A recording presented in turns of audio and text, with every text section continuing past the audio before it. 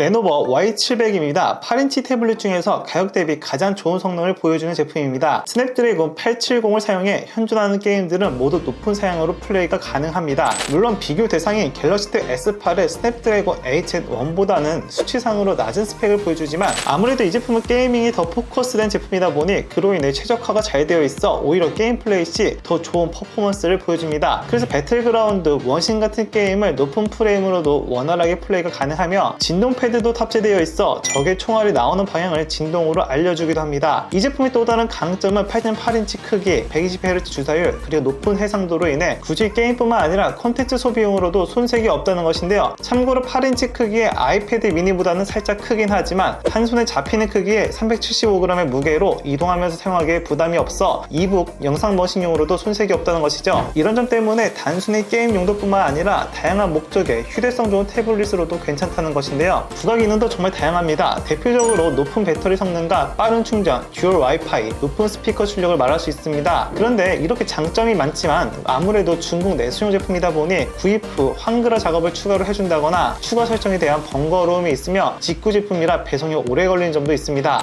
추가로 곧 Y700 2세대가 출시를 앞두고 있긴 한데요. 그럼에도 불구하고 이 제품을 더 권해드리는 이유는 후속 제품으로 인해 낮아진 가격으로 정말 극강의 가성비 게이밍 태블릿으로는 손색이 없기 때문입니다.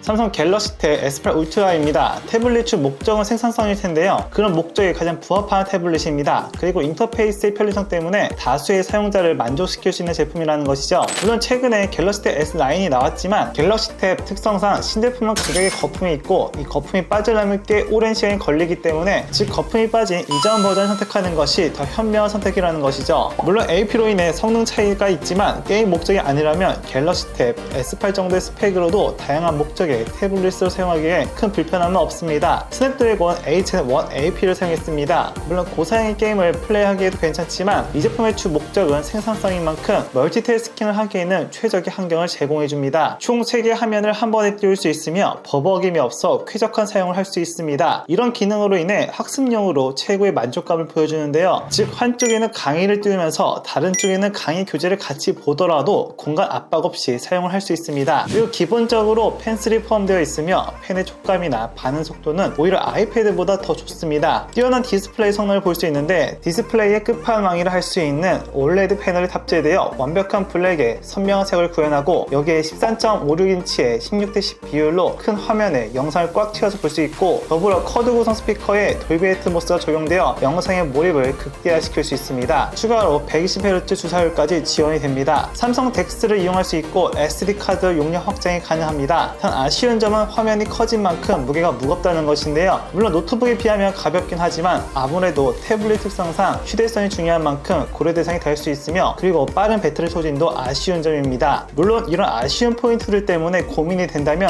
갤럭시 탭 S8로 선택을 하는 방법도 있습니다. 다양한 목적의 최적의 태블릿 제품으로 추천합니다.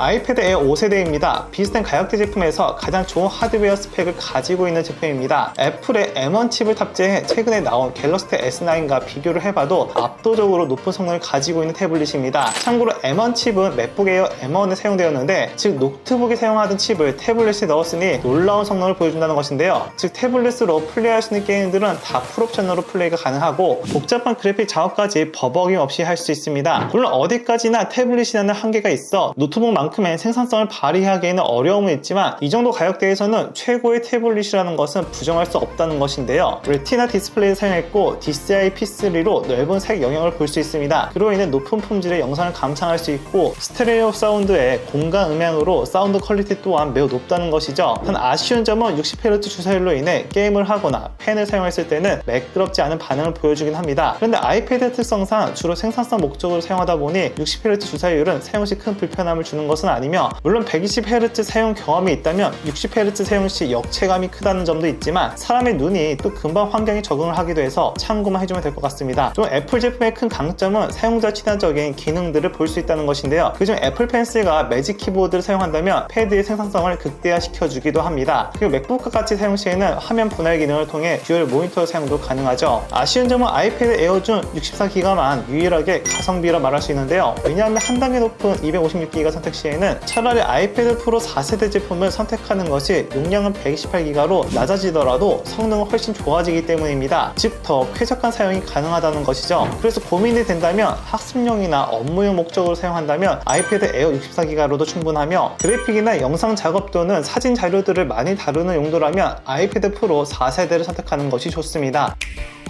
레노버 P12입니다. 10만원대에 구매가 가능한 초가성비 태블릿입니다. 참고로 레노버는 현재 저가형 태블릿으로 꽤 공격적인 제품들을 생산하고 있는데요. 특히 가격이 저렴한 것뿐만 아니라 가격 대비 높은 성능까지 갖추고 있어 태블릿 생태계 교란종이라 할 수 있습니다. 이 제품이 나오기 전까지만 해도 이 정도의 가격대의 태블릿은 딱 영상 머신용으로 그 이상 그 이하도 아니었는데, 하지만 이 제품부터는 그런 편견을 버리셔도 됩니다. 이 정도까지 돼? 라고 할 만큼의 성능을 보여주는 제품인데요. 배그는 당연히 플레이가 가능하고 옵션만 타협해준다면 원신까지 구동이 가능할 정도니 가격 대비 미친 성능을 보여준다는 것이죠. 디스플레이 스펙도 가격을 생각한다면 상타 칠 만큼의 좋은 성능을 보여줍니다. 우선 11인치의 적당한 화면 크기에 400니트의 밝기, 2K 화질, NTSC 70%로 보통 저가형 태블릿에서 보이던 어둑어둑한 화질도 아니라서 영상 시청에도 괜찮은데요. 이런 점 때문에 부엌 같은 곳에서 두고서 사용하기도 좋으며, 특히 파손 위험이 높은 아이들을 위한 용도로 괜찮습니다. 그리고 시야각도 나쁘지 않고 GPS까지 지원이 돼 차량 내비로 거치하고 사용하기도 괜찮습니다. 그 외 페이스 ID 20W 고속 충전이 가능하고, 그리고 전용 펜이 있는데 빠른 반응 속도와 필기감도 좋습니다. 하지만 아무래도 저가형 태블릿 특성상 다양한 앱들을 다뤄야 하는 경우에는 버벅임이 있을 수 있어 학습을 위한 필기 용도보다는 단순 메모 용도로 사용하기에 적합합니다. 정말 단순한 목적에 가볍게 사용할 태블릿으로 추천합니다. 제품의 더 자세한 스펙은 하단의 링크에서 확인이 가능합니다.